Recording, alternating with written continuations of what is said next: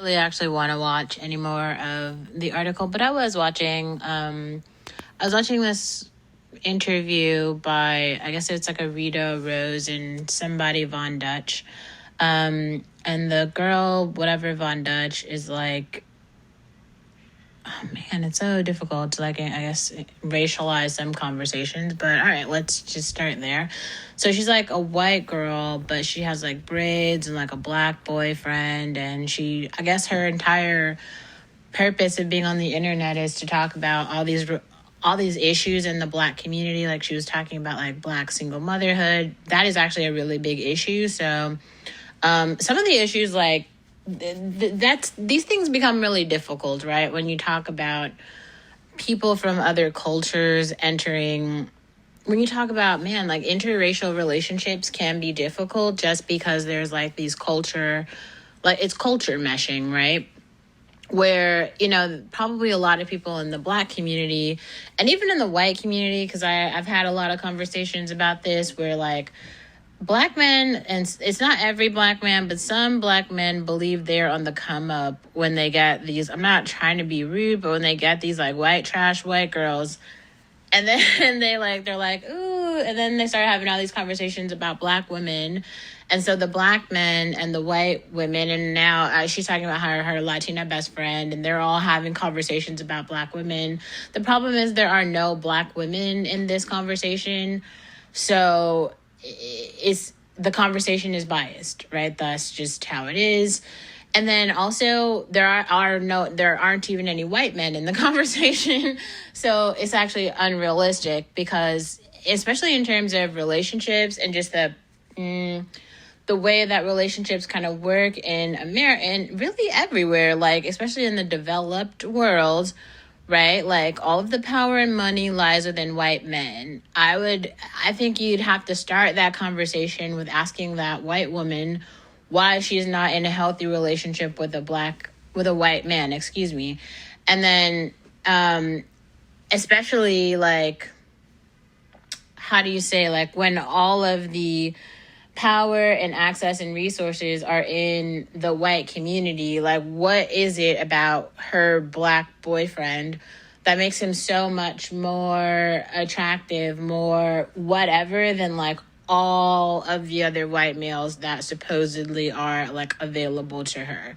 And that's when you start to have conversations about race and class, because lower class white women trot up and down through the black community and really other communities as if they are like so superior to the women that are already there, without acknowledging the, how do you say, like, the cultural problems that already exist. Like, so when that woman is bringing up topics around like, oh, well, why aren't people married? Why are there's people aren't married in the black community? That's true.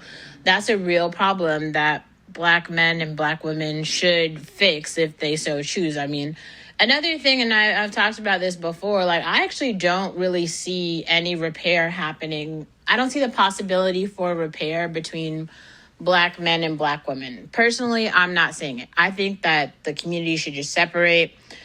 Black men should go get the scraps of all the other communities, and black women will continue to grow away from black men. I personally, like, on God, like, I'm not seeing it. Like, especially in this particular case, it's just like there's some black man out there who is quite literally like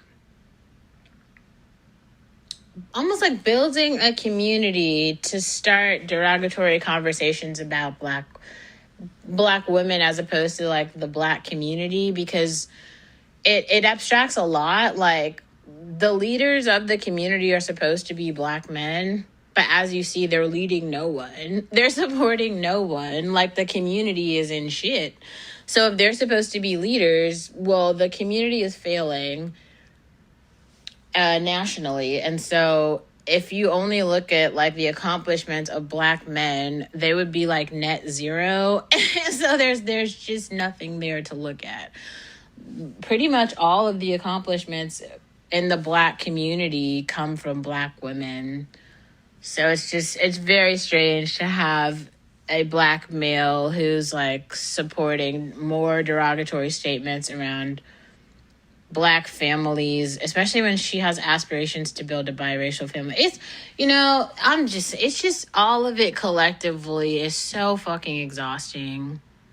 It's so exhausting.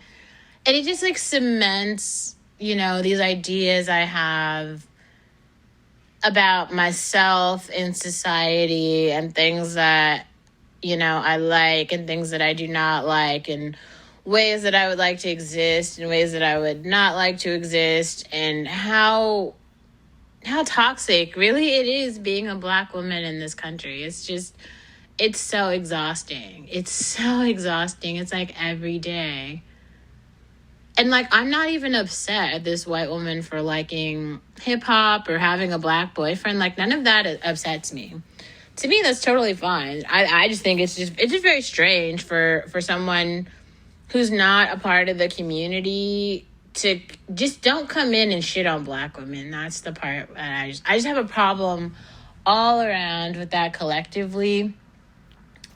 If you want to, like, if you're dating a black male and then you have questions about, like, him as an individual, maybe, like, his, like, in one of his family members, or, like something that is, like, specific to, like, your story, okay, fine. But, like, of all the things that you could talk about, like, I just don't know why it is so interesting for, like, white people and other races in general to start talking about what's happening in the black community. Like, bro, y'all have your own issues to deal with. The white population is on the decline. Maybe she should talk about that. She's like literally sitting there as a cultural appropriator with braids and hip hop. Like, get the fuck out of here. Like, it's quite a lot. Like, you just, your whole identity is like seeped in blackness. And it's mostly like black womanness. It's like, you guys have nothing to be except for like awful to black women. Like, that is the new hype. The new wave is like, how can we be toxic and oppressive to black women, even though like black women are not on your wave, they're not on your radar, we're not any of the places that you are, we don't occupy any of the same spaces. Y'all just feel like you should just come in and then just do more awful shit. It's just so fucking strange. It's like, even as much as I want to like Ann Coulter and her politics around like being a Republican, being a conservative, there are real things that you could like bring up. Why is it every article that comes out has to be like, well, here is one example of a black person being, against the law. We hate affirmative action. It's like black people are only 13% of the fucking population. Like, find something else to talk about. There has to be like something else to talk about, because there's just like not enough black people, unless you're talking about developing Africa where there's like billions of black people. In America, we're only like 13% of the fucking population. We just don't have enough people for us to be that interesting to the rest of you guys. If you're like a black woman talking about issues in the black community, okay, I get it. You're like a member of the community. But for most of you, like, you aren't. Like, you actually are not members of this community. So why are you saying anything at all? Because the community, first of all, is like, you guys like beating a dead horse. Like, the black community is on the decline. So many people are like sick and poor. Many black children are being aborted every year. Like, this community is doing so poorly. Like, why beat the dead horse? Like, why? And especially to the people who are in the community and who are trying to do, like, kind of better. It's like you're just putting more critique on a community that's, like, already struggling. But, like, not even, like, kind of struggling, like, for real struggling. It's like you're putting more weight, more grief, more hurt, more suffering.